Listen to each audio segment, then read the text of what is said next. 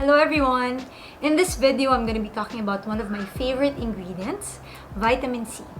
What it is, what can we get from using it, its benefits and effects on the skin, the types or forms of vitamin C, and how to use it. I'll also be mentioning what's available and even show a few products that I've tried. But before we begin, let me first introduce myself. I am Dr. Gaile Robredo-Vitas and I'm a board-certified dermatologist.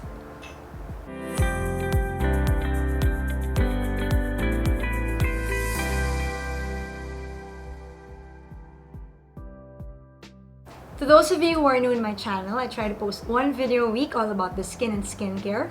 So if you're into that, please don't hesitate to click the like and subscribe buttons. You can also find me on Instagram and TikTok as @IreneGaile, posting similar things about the skin. Now, what is vitamin C? Vitamin C or ascorbic acid is the most abundant antioxidant found on our skin. However, unlike plants and some animals, we are not able to synthesize or make it and must get it from outside sources like food or supplements. But despite high intake in oral form, its bioavailability on the skin is low. Hence, the most effective way to experience its skin benefits is via the topical route. Now, what is its mechanism of action? What can we get from applying vitamin C? Number one, it is a potent antioxidant. It neutralizes free radicals and oxidative stress that we get from exposure to external factors like your UV radiation, your pollution, smoking, etc. that contribute to inflammation and skin aging. In this way, you can see that vitamin C is also photoprotective. We all know how UV radiation causes DNA damage, degrade collagen and reduce collagen formation, which results in photoaging such as pigmentation and wrinkles. But UV exposure also depletes vitamin C in the skin, and this is why it works synergistically with sunscreens. It has been shown in vitro studies or studies done in the lab that topical 10% vitamin C causes reduction in UVB-induced erythema or redness by 52% and sunburn cell formation by 40 to 60%. Research also shows that using vitamin C with vitamin E, another potent antioxidant, increases its action fourfold, and vitamin C is also known to replenish and regenerate vitamin E in the skin. Several studies also show that combining ferulic acid with vitamin C and vitamin E can increase the efficacy of vitamin C 8-fold. Number 2, it is an anti-aging and a pro-collagen. It plays a big role in synthesis of collagen and in the prevention of collagen degradation. One study concluded that vitamin C increases collagen production both in the young as well as aged skin. Number 3, it has anti-pigmentary effects. Vitamin C is a depigmenting agent that is not toxic to pigment-producing cells. It works by interfering in key steps of melanin production by interacting with copper ions that in turn inhibit the enzyme tyrosinase, which is responsible for melanin formation. Number 4, it's also said to be an anti-inflammatory. In this way, vitamin C may be helpful in wound healing, in reducing post-inflammatory pigmentary changes, and can be used in inflammatory conditions like acne and rosacea safely. Now, what are the vitamin C formulations available? There are two forms. First is the active form, for which L-ascorbic acid is the most biologically active, the most studied, the most potent, and works the moment you apply it on your skin. However, it has characteristics that work against it. First, it is hydrophilic or water-loving, leading to poor penetration due to the hydrophobic or oil-loving nature of the skin barrier. Second, it is unstable and is sensitive to high temperature and pH, to metals, light, and oxygen. Light exposure causes L-ascorbic acid to oxidize into dihydroascorbic acid, giving it its yellow color, hence the opaque container and the rationale for consuming L-ascorbic acid fast.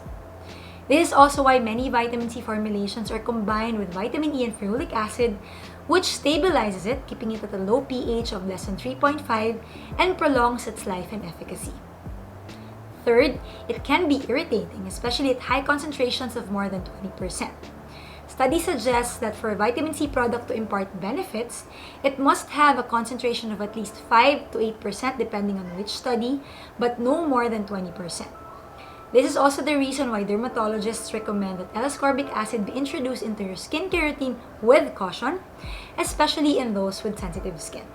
Examples of products I've tried containing pure vitamin C or L-ascorbic acid include this Geneskin Isis Pharma 20% vitamin C, Skinceuticals CE Ferulic, also this Edafence CE Ferulic acid that I'm also using now, Phytozyme 15% ascorbic acid with vitamin E and ferulic, and the Mesoestetic AOX Ferulic vitamin C.